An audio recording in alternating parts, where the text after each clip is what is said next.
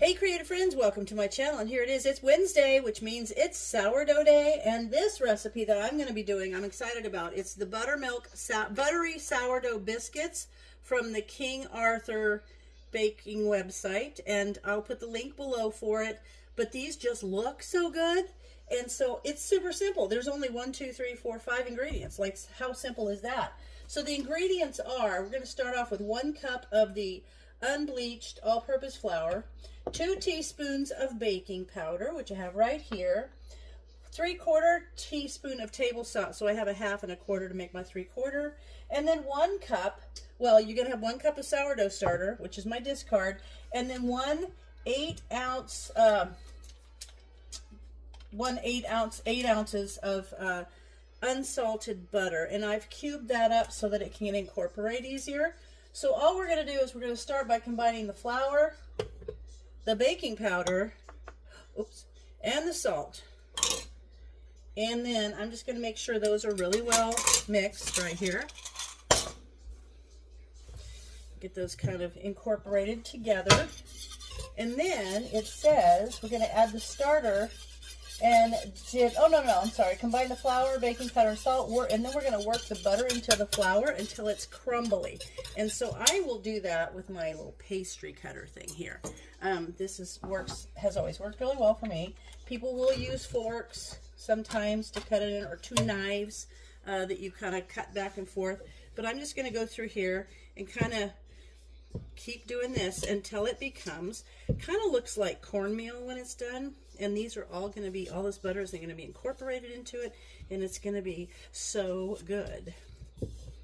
Now, I know I'm going to have these with dinner, but I haven't really decided what I'm going to make for dinner with them, so I'll have to work that out. So I'm just going to keep working this back and forth until it becomes crumbly, and then I'll be right back.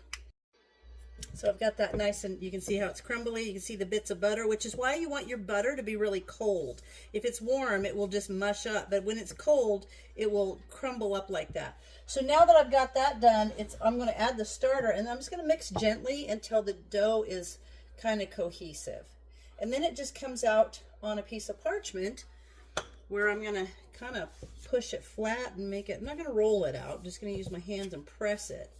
And then we're going to cut some biscuits. I'm just going to kind of mix this around until it's a nice, cohesive kind of ball of dough.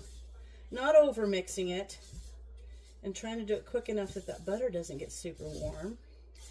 And then I'm going to use my biscuit cutter and cut some little biscuits out of it. It's going to be delicious. Just don't know what I'm going to use them for tonight. I know they're going to be with dinner.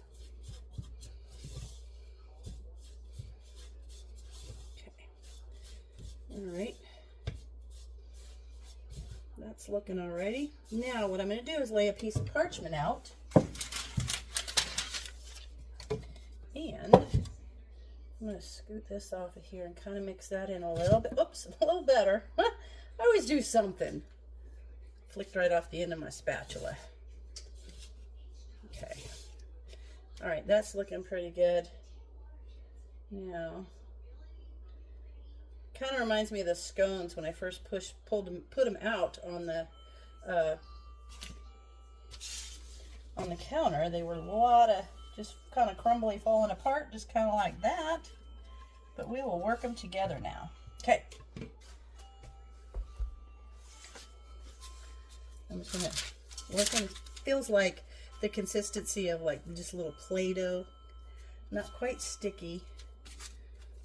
I'm just going to work the flour in on from the flour that didn't get incorporated.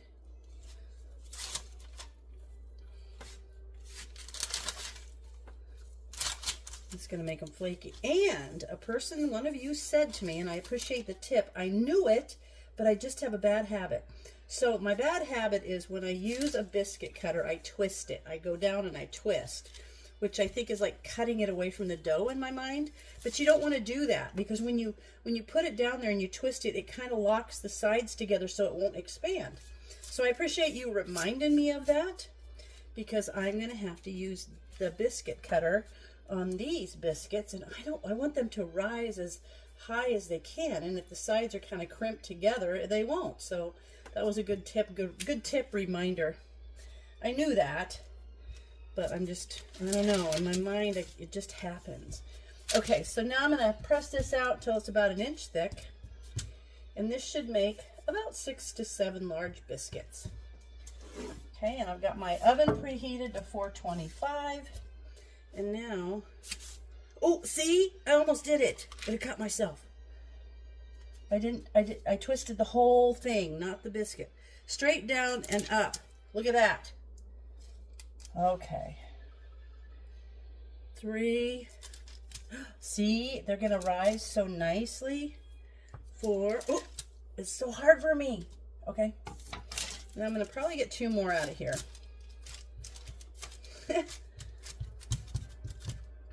One more. Bink. Straight up.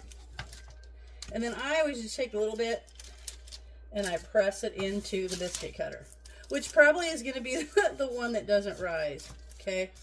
But hey, at least there's another biscuit. Frankly, I don't think Brian cares as long as they're biscuits. He's a biscuit guy. Okay, that's good. Now, kind of turn that over so it looks a little bit better. Now I'm going to pop these in the oven, and it says for 20 to 25 minutes until they're golden brown, but it also says that's it. Put them in for 20 to 25 minutes until they're golden brown, and I will bring you back when that happens. All right, the biscuits just came out. This is the end one that I put in the, and you can see how it didn't rise, but see, these did rise. So I'm going to put these on a plate and put a little butter on them and give them a little try, and we'll see how they go. And these are still super hot, but they smell so good. And I just had to put a little bit of butter on this one and give it a try.